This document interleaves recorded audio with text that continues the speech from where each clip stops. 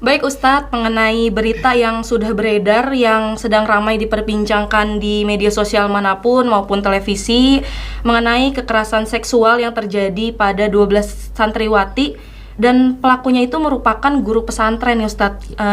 Itu bagaimana tanggapan Ustadz? Apakah Ustadz sebelumnya sudah mendengarnya? Iya, tentunya ini sudah viral ya, Iya. viral sekali. Jadi memang cukup mengagetkan dan kita prihatin tentunya dengan kejadian seperti ini. Namun yang paling penting adalah kita tidak boleh mengeneralisir, karena jumlah pesantren saja di negeri kita ini, terakhir itu Koran Tempo memuat bahwasanya jumlah pesantren di negeri kita itu 31.400-an. Jadi banyaknya luar biasa. Dengan jumlah santri itu sampai 4,29 juta. Jadi ketika ada kasus-kasus 1-2 muncul, tentunya ini sama sekali tidak bisa mewakili sebanyak itu. Kalau kita misalnya dengan adanya kasus seperti ini lalu pesantren dipermasalahkan, maka jelas salah besar. Contoh, saya kasih ilustrasi, ketika ada bapak-bapak yang memperkosa anak kandungnya sendiri. Iya, itu. Apakah seluruh bapak-bapak yang ada itu dipersalahkan? Kan tidak. Nah, oleh karena oknum saja. Saya kira seperti itu. Oke. Dengan begitu, Ustadz sebagai orang tua nih, apakah nantinya mempunyai kekhawatiran tersendiri jika anak-anaknya ingin masuk ke dalam pesantren? Mungkin kan nanti ini sudah menjadi momok untuk orang tua gitu loh, dengan adanya kasus ini. Saya kira tidak. Pesantren itu adalah tempat yang paling aman seharusnya. Iya, seharusnya. Dan memang harusnya seperti itu. Contoh saja, di dalam pesantren pastinya diajarkan tentang yang pertama, perempuan itu harus menutup aurat dengan rapat ya. Yang kedua, bagi laki-laki itu harus menundukkan pandangan, ghadul basar. Jadi bagaimana mungkin? Yang seterusnya, pesantren juga tidak diperbolehkan untuk ikhtilat. Ikhtilat itu bercampur laki dan perempuan. Harus dipisahkan. Harus dipisahkan. Belum lagi nanti kita diajarkan di dalam pesantren itu tidak boleh bersentuh yang bukan mahram. Oleh karena nanti ketika ada guru pesantren, ketika bersalaman saja, itu harusnya memang menjaga, karena itulah ajaran Islam. Seperti itu ya. Jadi memang di pesantren itulah adalah tempat yang paling aman seharusnya.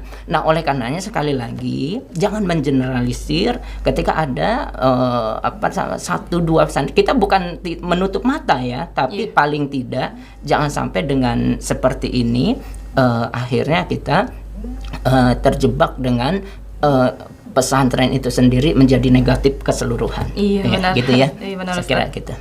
Oke Ustadz, karena sering kali nih terjadi kasus-kasus pelecehan seksual, menurut Ustadz sebagai orang tua dan mungkin ahli agama, apakah perlu anak-anak itu dibekali sex education atau mungkin dikenali hukum-hukum agama sejak dini, agar mungkin nantinya anak-anak kita itu yang masih di bawah umur sudah mengerti dan tidak salah arah nantinya?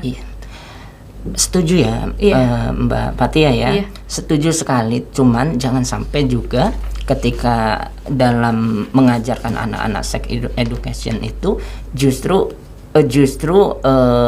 over. Artinya begini, Islam itu sudah menempatkan sesuatu pada tempatnya.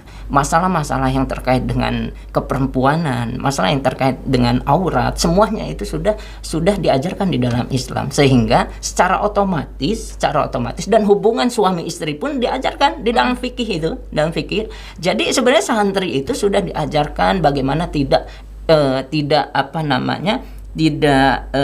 boleh berada di satu ruangan berdua-duaan kan, gitu kan, tidak boleh bercampur, tidak boleh ini dan itu. Sebenarnya itu semua sudah bagian dari sex education. Artinya kita tidak boleh sembarangan gitu berkumpul dengan yang bukan mahram, juga itu harus hati-hati juga gitu ya. Iya, oke, baik Ustaz.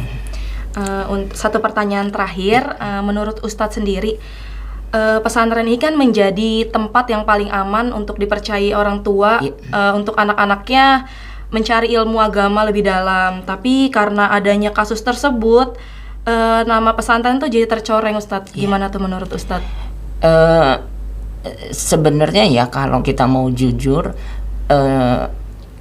tadi sebagaimana yang sudah saya sampaikan, jangan sampai kita justru menyalahkan satu oknum. Iya, artinya kalau jumlah pesantren itu 30 ribuan sekian, ada beberapa pesantren yang tercoreng karena oknum gitu ya, karena oknum, maka tidak adil, sangat tidak adil ketika akhirnya masyarakat itu mengeneralisir pesantren itu sesuatu yang tidak aman. Tidak, sama sekali tidak. Oleh karena itu ini jangan sampai menjadi bola liar untuk membenarkan ketika di luar pesantren itu jauh lebih aman dari pesantren. Itu yang harus dijaga ya.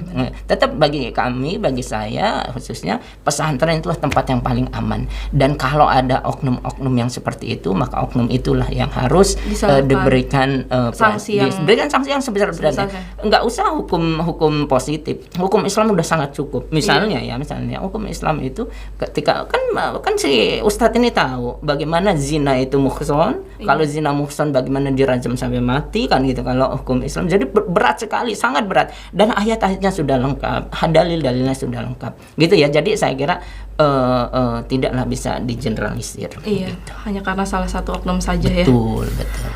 Oke, baik pemirsa, tadi kita sudah membahas bersama Ustadz Rahmat mengenai kasus pelecehan yang sedang ramai diperbincangkan di media manapun. Karena tidak disangka kali ini pelakunya adalah seorang guru pesantren. Perlu diketahui pemirsa bahwa pelecehan seksual bisa terjadi pada siapapun dan oleh siapapun juga, tanpa memandang usia maupun gender. Bahkan korbannya pun bisa siapa saja, mulai dari anak kecil, orang tua, bahkan bisa sesama jenis. Pada intinya kita harus selalu berhati-hati, terutama untuk kita para perempuan, karena memang secara garis besar pelecehan ini sering sekali terjadi pada seorang perempuan. Baik Ustadz, terima kasih untuk perjumpaan kali ini, untuk waktunya sudah menyempatkan untuk hadir di Mata Indonesia. Dan kita sudah sama-sama membahas mengenai kasus yang sedang ramai ini ya. Terima kasih untuk ilmunya juga Ustadz. Oke. Terima kasih, selamat siang. Assalamualaikum warahmatullahi wabarakatuh. Waalaikumsalam warahmatullahi wabarakatuh.